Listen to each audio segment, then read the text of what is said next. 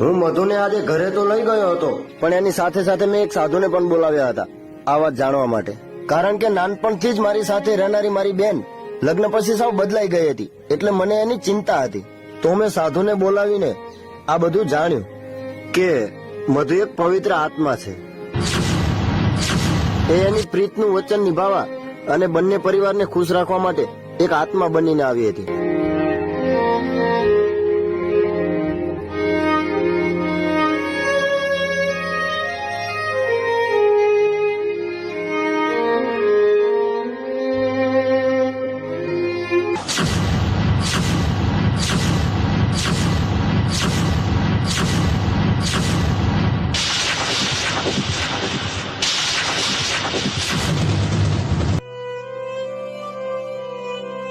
મધુ, આ વાત સાચી છે કે તું એક આત્મા છે?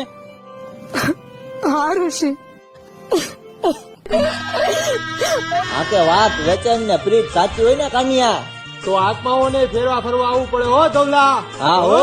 મામા મારી પદ્માને કેજો મારા દાદા કરીને દુહા